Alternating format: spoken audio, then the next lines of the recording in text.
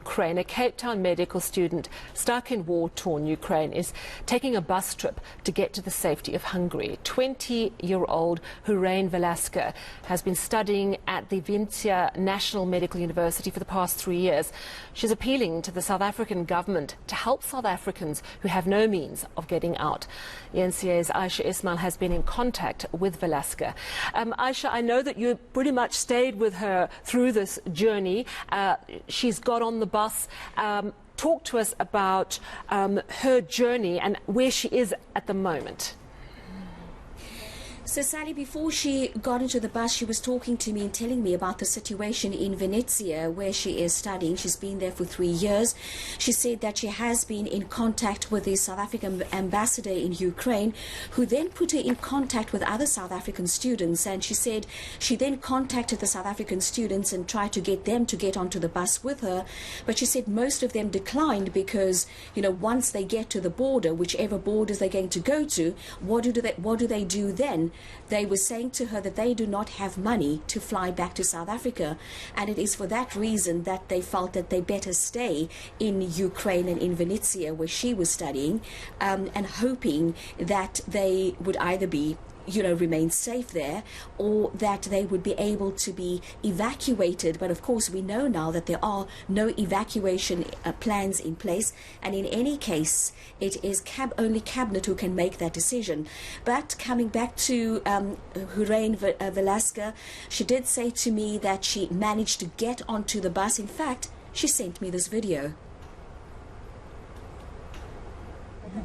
Okay, so we're in the bus. This is Q, also from South Africa. Where are you from? I'm from South Africa, from the Eastern Cape, on Tata.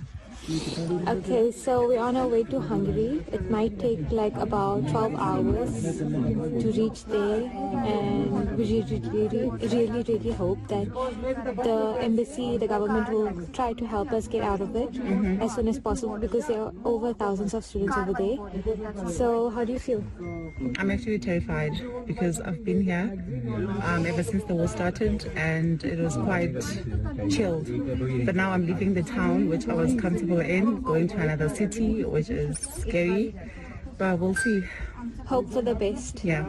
Love and prayers. See you guys. Bye. All right, so she has actually reached the border, Ayesha. I wonder how long it's going to take her to cross over to safety. You can tell us about that, but also what our Department of International Relations is saying about students, because some of them don't have the means to get on a bus. That is correct. And so I did speak to Huryn Velasker about half an hour ago, and she confirmed that they had reached the border, you know, between Ukraine and Hungary. She said that they're not sure how long it's going to take for them to actually cross into Hungary. And then, of course, she was also saying that the question now is, what do they do once they're in Hungary? Because, as I said earlier, a lot of people on the bus who did manage to get onto the bus are saying, we don't have money to fly home. But as I said, she said to me that she is safe, but she is feeling a bit anxious, and she's hoping that she would be able to get some money together to fly back to South Africa. But I also spoke to Clayson Monyela from DIRCO, and he was saying that DIRCO has been giving consular support to South Africans in Ukraine, but of course made it clear that there's no money attached to that. So South Africans who want to come back to South Africa would have to come back on their own money, or they need to get their families to send the money, or they need to crowdfund. But let's take a listen to what he had to say about this. The Department of International Relations and Cooperation, through our embassy in Ukraine, is providing consular support and assistance to South Africans affected by the ongoing armed conflict in that country. Ambassador Andre Groenewald has a database of plus minus 200 South African nationals, including students. He's got a WhatsApp group which he uses amongst other communication channels to provide information and updates on how South Africans can move towards places of safety.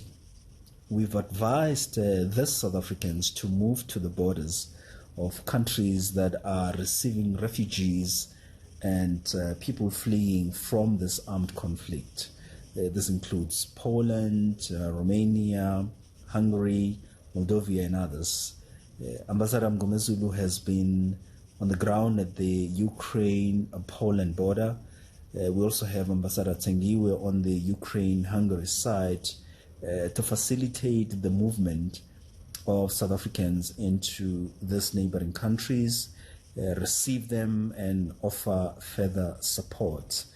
I have just spoken to a group of South African students who are now safely in Warsaw, Poland. Secondly, we would like to welcome the latest developments of talks between Ukraine and Russia. This is what South Africa has been calling for, meaningful dialogue and negotiations. We advocate for peaceful resolutions of international disputes and political challenges. We think we should give diplomacy a chance. We encourage everyone to approach these talks with a spirit of compromise. All right, so that's Clayson Monyela ending that report by Ayesha Ismail. And of course, yes, the Ukraine-Russia talks, we understand, have begun on the border with Belarus, but also we're waiting to get word on the UN Security Council special emergency meeting, which is due to happen in New York. And there's also a lot to unpack with people flooding out of Ukraine at this moment. There are allegations that Africans who are in the Ukraine are not being